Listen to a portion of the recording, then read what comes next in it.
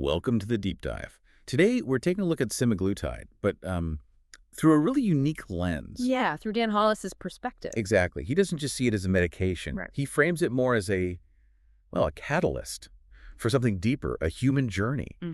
So our mission today is to really dig into his manifesto, his FAQs, that kind of stuff. We want to pull out the core ideas. Right, because most people, they hear semaglutide and think magic fix, it just solves the problem. Yeah. But Hollis is saying, hold on, it's more like a powerful tool, something that actually changes how your brain processes hunger, satisfaction, even reward. That distinction sounds crucial. It really is. Understanding that difference is key to navigating what he calls the liberating effects, but also sometimes the unsettling ones, too. Okay, so this deep dive isn't just about the drug itself. Not at all. It's about how Hollis sees it as maybe a pause button. Yeah. Or a window opening up. Exactly. A window for doing some significant personal work. Finding clarity, building a new identity, stuff that goes way beyond just the number on the scale. That's the core of it. So, okay, let's unpack this. What makes his approach so different? He says most programs just give you the syringe, but he wants to hand you a map. What's behind that? His big idea seems to be, this isn't a drug journey. Right. It's a human one. What does that actually mean in practice? How does that set him apart right from the start? Well, what's really interesting is how he views the drug itself. For him, semaglutide is the signal. It's not the solution. Okay, the signal. Yeah. And he's very clear that without the right kind of structure, the right support around it, that powerful signal can just, it can amplify confusion just as easily as it reduces appetite. So, like having a really fast car, but no driving lessons. It's a great analogy, yeah. Huge potential, but you could easily end up lost or worse if you don't know how to handle it. Okay, and that connects back to his idea of it being a pause button then, or reset, a window. Exactly. It's not the destination. It's, like he says, a chance to build new systems while the noise gets quiet. But the key thing, as you mentioned, is knowing what to do with that quietness, right? Absolutely. Because that silence, that quiet space, that's precisely what allows for the deeper work, the often uncomfortable work. It's not about the drug doing everything for you. Hollis puts it perfectly.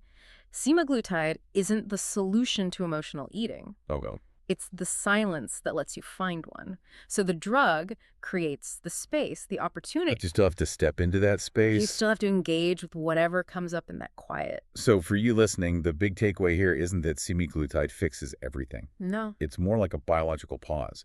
It turns down the volume on physical hunger. So you can finally ask them a much bigger question. What am I actually hungry for? That's the invitation. Now, this is where it gets really, really interesting, I think. Hollis just comes right out and challenges the whole traditional view of hunger. Yeah. He makes this bold statement. Willpower was never the problem. Which is, pretty countercultural, isn't it? After decades of diet advice. Totally. So if it's not about just gritting your teeth and trying harder, what does he think is really going on? What's holding people back? Well, this is huge for anyone who's felt like they've failed before. He argues it's not a lack of willpower. Right. People are up against this tough mix of biology, powerful emotions, and these really deep-seated habit loops. Willpower alone, it's just not enough against all that. So what's the alternative then? He talks about needing insight, structure, tools that meet your biology where it's at. It's much more holistic, more empathetic, really. Right, not just try harder. Exactly. And this leads straight into emotional hunger, doesn't it? He says, this is emotional weight as much as it is physical weight. People eat for so many reasons beyond physical need. Anxiety, loneliness, boredom, feeling overwhelmed, or even just undersupported. Too complex. Very. And he has this really profound definition for it. He says, emotional hunger sounds like a craving. Yeah. But it's actually a question. A need asking to be seen. Wow. Okay, that reframes it completely. Doesn't it? It stops being a weakness and becomes more like a signal, a clue about what's really needed underneath. It makes you ask, okay, what's this really about? So Hollis explains that when the semaglutide turns down that physical hunger noise, all the emotional drivers, the loneliness, boredom, anxiety, even how we use food with joy, suddenly they're right there in the spotlight. Yeah, they become much more obvious. And if food has been your go-to, your emotional scaffolding, like he calls it, right, suddenly it's not compelling anymore. He says people feel exposed. Vulnerable, maybe. And that exposure, that's where the real potential for change lies, according to him. What happens when that support system, that food scaffolding, is just gone?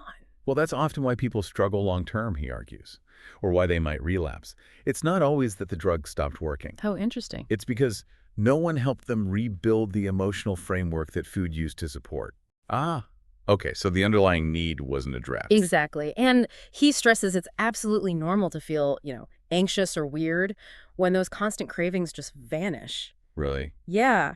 He even says it can feel like losing a friend. Wow. Like losing a constant companion, even if it was a complicated one. Precisely. Its absence creates a void. And you need help figuring out what to put in that void instead. Okay, let's shift gears a bit. There's this common trap people fall into with weight loss: speed. Mm-hmm. Everyone wants it fast. But Dan Hollis warns against that. He says, fast weight loss without metabolic pacing is a trap. Why is going fast potentially bad? It sounds like the goal for so many. Yeah, it seems counterintuitive, but there's solid physiology behind it. When you lose weight too quickly, Okay. your metabolism can actually slow down quite significantly, and you tend to lose more muscle mass along with the fat. Right, which isn't good long term. Not at all. Both those things make it much harder to keep the weight off later. That's why his approach is so focused on pacing. Pacing, meaning what exactly? It means timing things carefully. Your nutrition, building new habits, tracking progress, doing it all in a way your body can actually sustain. So not drastic cuts, maybe. More gradual adjustments. Exactly. Or focusing on nutrient timing to protect muscle. It's strategic, as he puts it. You're not here to win the race. You're here to finish it. Precisely. It's about the long game. Which brings us to the whole long-term view. Hollis is really clear. The real work begins after the medication. Yeah, that's a constant theme. He emphasizes semaglutide is not forever. So if you don't have a plan for what comes next, those old patterns, the appetite, the emotional triggers, they'll just come back. And often so does the weight.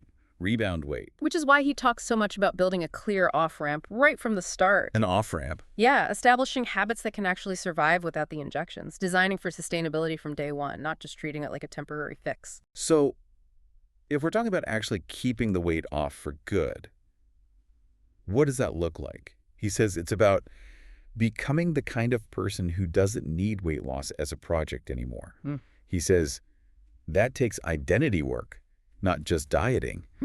How does someone even start that? Yeah. Becoming that person? Well, it connects back to another really powerful quote of his. You don't hold on to weight loss with discipline. Okay. Then how? You hold on to it with alignment. Alignment. Yeah. It suggests something deeper than just willpower. It's about building a life, building habits, changing your self-perception, so that making healthier choices isn't this constant battle. It becomes a natural expression of who you are now. It aligns with your life. Okay, that makes sense. So what about the person listening who feels like they failed at this so many times before, they're stuck in that cycle? Like the try and fail cycle. What does Hollis say to them? He has this foundational belief. There is no shame here, only process. And that's such a powerful message, isn't it? So reassuring. He tells people straight up, you are not broken, you're not lazy, you're not undisciplined. That's huge for people to hear. It is. Instead, he explains, you're working against a biology that wasn't explained to you and a culture that profits from your confusion. Wow, yeah. So his role, as he sees it, is to help reset both things. Your body's signals, and also your expectations of yourself. It's a really compassionate reframe. He even has a positive spin on past attempts, doesn't he? He says something. Yeah, he says, good. That means you've tested what doesn't work. Right. Now let's build what does with tools that match your biology, not shame your behavior. That's actually really empowering. It completely changes the narrative around past failures. They become data points, not judgments. And for people who feel totally out of control with their eating. He counters that too. He says, you didn't lose control. You lost connection. Connection to what? To your hunger cues, to your purpose, to yourself. And he says, that's what we help you rebuild. It's about restoring that internal awareness that gets drowned out. So his approach isn't just handing out pills. Not at all. He stresses it's a conversation, not a prescription. He offers a map, a guide, and a community.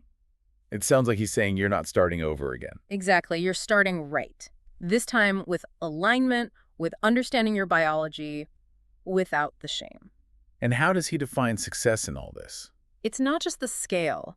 He says success is measured by how many coping mechanisms we've replaced with real tools. Okay. And then he adds, weight loss is a side effect of clarity. A side effect of clarity.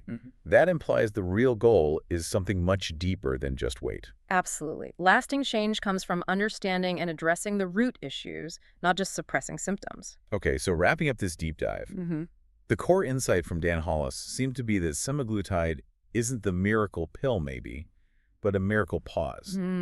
I like that. A miracle pause. Yeah, a powerful opportunity, a chance to quiet the biological noise and actually choose a new path, do that deeper work. Right. So the invitation for you listening is really, don't just focus on the weight. Focus on the window. What can you see or do now that things are quieter? And we'd encourage you to reflect using his prompts. Ask yourself, what am I really hungry for? What parts of my life need support now that food isn't filling that gap quite so loudly? And remember his point.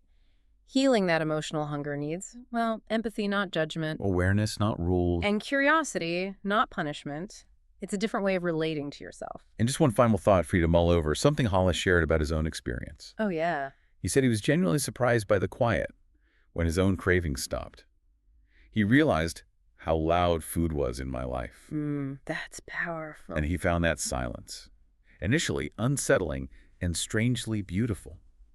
So the question maybe for you is, what noise might quiet down in your own life? And what different kind of truth might emerge in that quiet?